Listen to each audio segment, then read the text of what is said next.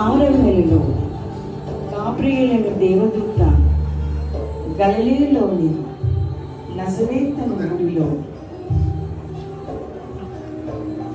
దావీదు వంశస్థుడైన యోసేపు అనే ఒక పురుషునికి ప్రదానం చేయబడిన కన్యక యొద్దకు దేవుని చేత పంపబడింది.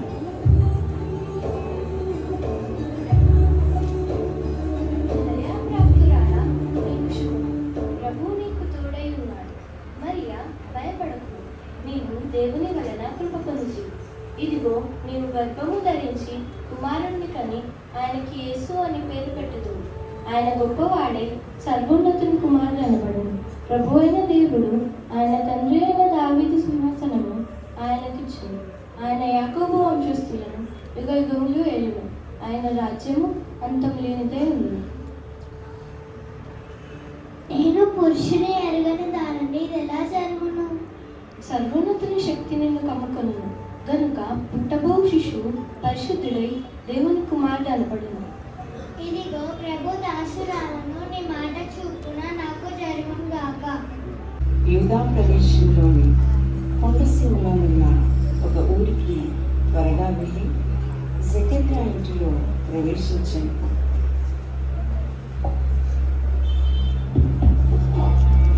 ఎవరక్కడ? ఆగండి, ఒక నిమిషం వస్తున్నాను. వందనాలకయ్యా. వందనాలు మరియా. రా, ఎలా ఉన్నావు? కూర్చో.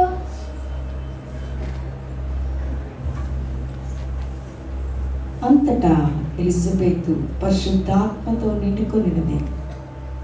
స్త్రీలలో నీవు ఆశీర్వదింపబడిన దానము, నీ గర్భఫలము ఆశీర్వదింపబడును. నా ప్రభు తల్లి నా యొద్దకు వచ్చుట నాకు ఎలా ప్రాప్తించెను? ఇదిగో నీ శుభవచనము నా చెవిన పడగానే నా గర్భములోని శిశువు ఆనందంతో గంతులు వేశాను. నా ఆత్మ ప్రభువును గణపరచుచున్నది. ఆయన తన దాసురాలి దీనస్థితిని కటాక్షించెను. నా ఆత్మ నా రక్షకుడైన దేవుని యందు ఆనందించెను.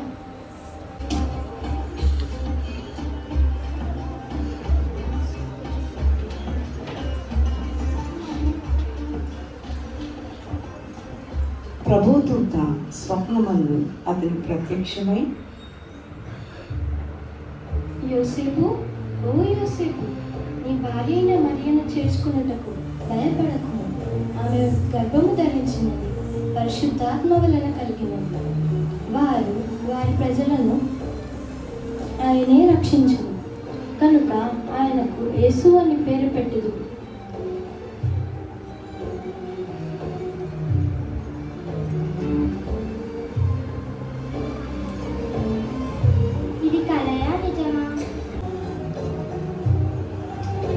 మరియా యోసేపుకు ప్రదానం చేయబడిన తరువాత ఆయన దేవుని దూత మాటకు లోబడి యోసేపు ప్రభుదూత తనకు ఆజ్ఞాపించిన ప్రకారం తన భార్య అయిన మరియను చేర్చుకొనెను.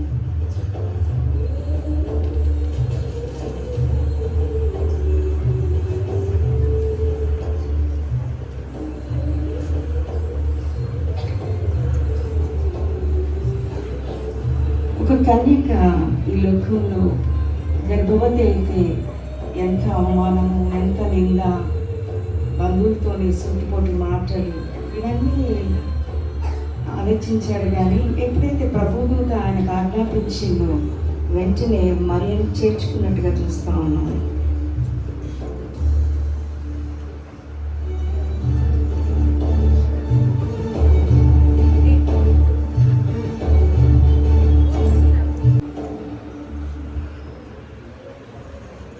ఆ దినముల్లో సర్వలోకములకు ప్రజాసంఖ్య రాయవలని కైసరు అగస్తు వల్ల ఆజ్ఞ ఆయన.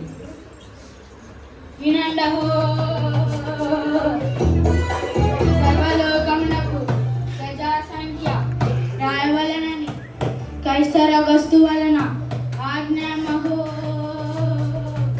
తనకు భార్యగా ప్రదానం చేయబడి గర్భవతి ఉన్న మరియతో కూడా ఆ సంఖ్యలో వ్రాయబడుటకు గలిలయలోని నజరేతు నుండి యూదయలోని బెత్లెహేము ఉన్న దావీదు ఇంటికి వెళ్ళెను. వారు అక్కడ ఉన్నప్పుడు ఆమె ప్రసవ దినములు నిండెను.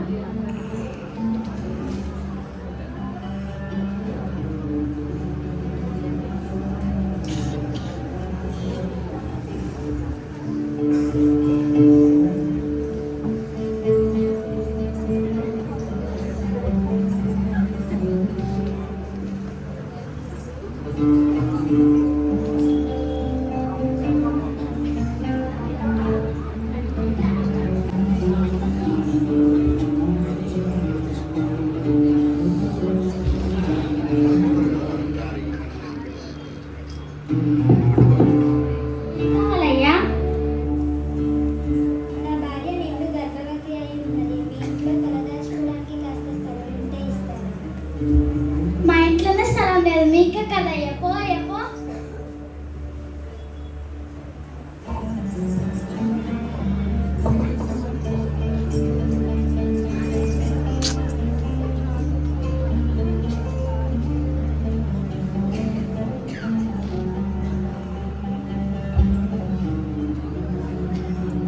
వారికి స్థలము లేనందున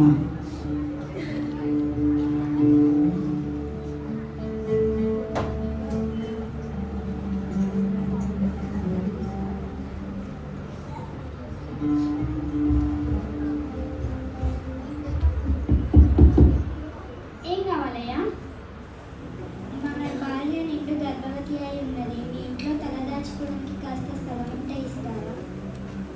మా ఇంట్లో మా బంధువులతోనే కిరికిస్తుంది, మీకెక్కడయ్యా? పో. వారికి ఎక్కడ కూడా స్థలం దొరకట్లేదు.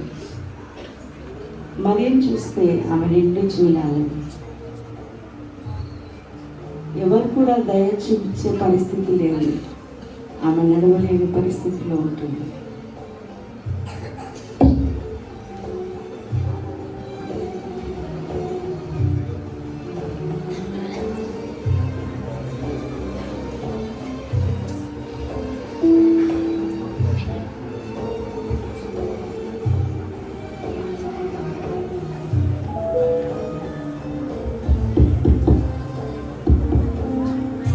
ఏం కావాలయ్యా? నా భార్య నిండు గర్భవతి అయి ఉన్నది. మీ ఇంట్లో తలదాచుకోవడానికి కాస్త స్థలం ఉంటే ఇస్తారా?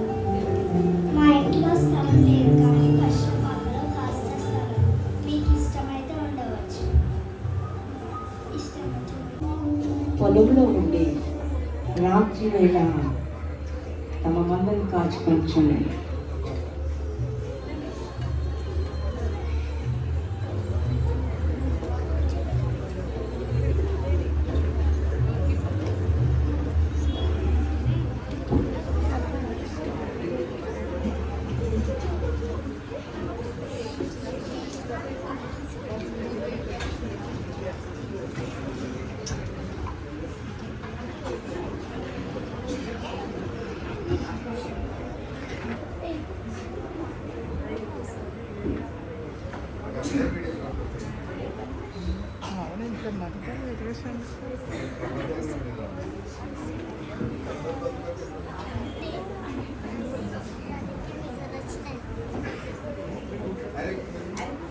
కూర్చోండి. ఎంతమంది కూర్చో కూర్చో కూర్చో ఆయన కూడా కూర్చోమని చెప్పి. అరే బాగా చదివుతుంది. అరే చిన్నోడా, వెళ్ళి కట్టలు తీసుకురా పోరా.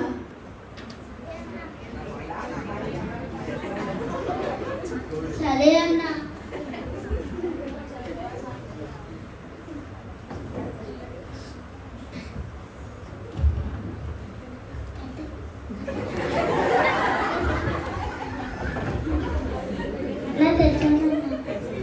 మంట పెట్టర్రా. పెడుతున్నానా?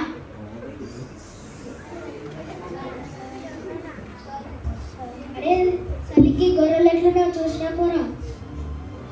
సరే అన్న.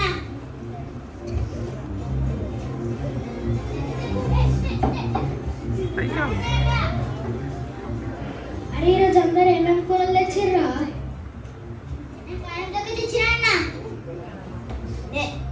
నేను పచ్చి పులుసు తెచ్చిన అన్నారు.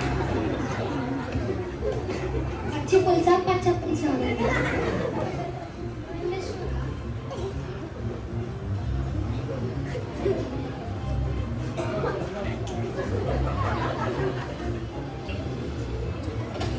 అరే సంటోడా నువ్వేం ఈరోరా? నేను సద్దనం తెచ్చిన అన్నయ్య. పెద్దడా నువ్వేం తెచ్చినావురా? పెరుగన్నం తెచ్చిన అన్న. అన్న తెల్లగుందా మనవైపు వస్తుందన్నా అన్న. గొల్లెల్లారా భయపడకుడి, ఇదిగో ప్రజలందరికీ కలుగు మహా సంతోషకరమైన సువర్తమానం నేను మీకు తెలియజేయుచున్నాను. దావీదు పట్టణం ముందు నేడు మీ కొరకు రక్షకుడు పుట్టి ఉన్నాడు, ఆయన ప్రభు అయిన క్రీస్తు. దానికి ఇదే మీ కానవాలు. ఒక శిశువు పొట్టి గుడ్డలతో చుట్టబడి ఒక తొట్టిలో 12 మీరు చూచెదరు.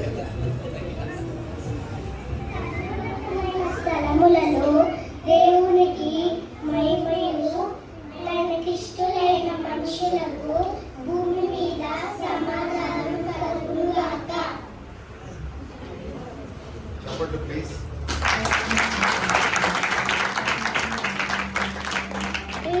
అరే మన కోసం రచకుడు కొట్టిందంట కదా, వెళ్ళి చూసేసొద్దామా? అదే వెళ్దామంటారు కదా, ఏం తీసుకెళ్దాం రా.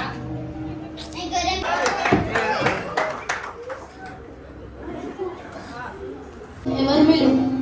తూర్పు దేశపు జ్ఞానులం, రాజు దర్శనార్థమై వచ్చి ఉన్నాం.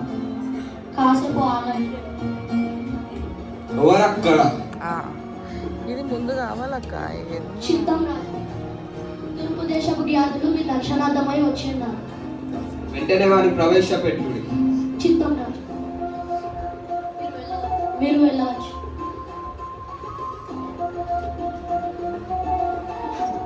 రాజు చిరంజీవి అవును గాక. జ్ఞానులారా, మీరు ఆకగల కారణం ఏమిటి?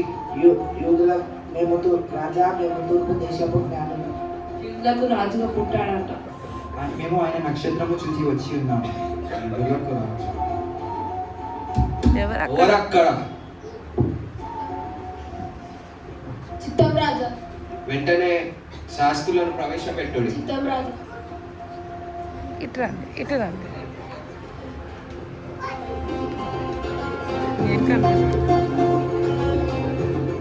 ముగ్గురా? శాస్త్రులారా, యూదులకు రాజు అంట పుట్టాడంట. వర్తమానం ఏం తెలియజేయచ్చినవి? రాజా, వర్తమానం ఇలా తెలియజేయము. యూదాయ దేశపు బెత్లెహేమ, నీవు యూదా ప్రధానములలో ఎంత మాత్రమును అల్పమైన దానవు కావు. ఇశ్రాయేలును నా ప్రజలను పరిపాలించు అధిపతి నీలో నుండి వచ్చును అని ప్రవక్త ద్వారా వ్రాయబడి ఉన్నది రాజా. జ్ఞానులారా, మీరు ఆ శిశువు విషయమై విచారించి నేను వచ్చి పూజించినట్లు వర్తమానం తెలియజేయండి. చిత్తం రాజు. శాస్త్రులారా, మీరును వెళ్ళిరండి.